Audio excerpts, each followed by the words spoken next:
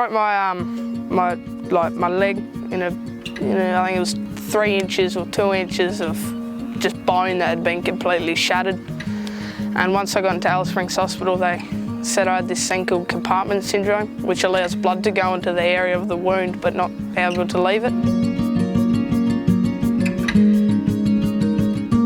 Well, Elkedra's is situated 400 km northeast of Alice Springs, towards Mount Isa and the Queensland border. But I live out there with Mum, my dad, my little brother, grandparents, and any workers that will come out and help us during the year. Last year, it was in the middle holidays. I reckon it was 18 hours after I got home.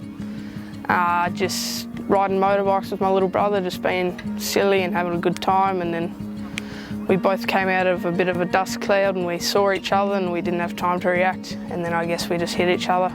Yeah, no, it wasn't fun. I didn't realise how bad it was until we got into hospital. I thought it was just a normal broken leg, but when I found out I could have lost it, I think the realisation was real right there. And I'd just like to say thank you to the RFDS staff and a hospital, and I reckon the RFDS did a real good job for me getting in quickly and giving me good treatment while I was already on the ground. I broke my my leg in I think it was 3 inches or 2 inches of just bone that had been completely shattered.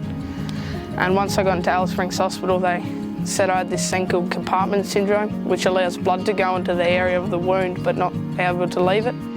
I reckon Mum did the most for me. She was there night and day for pretty much 2 weeks while I was pretty much sleeping all day and waking up in the night screaming in pain. I reckon without Mum, I don't reckon I would have done it that well. The Royal Flying Doctor Service, I think, is a really good way of just keeping in touch with stations, because if we didn't have them, there'd be major injuries like broken legs. If the RFDS took any longer, I would have lost it. So I think it's a really key thing to keep going in rural and outback Australia. I reckon cricket and footy will be good. Played cricket this term, which got me back into the thing, and I'm starting that term 1 next year, and then should be all good from now on. Yeah, no, still into motorbike riding, just watching where I'm going.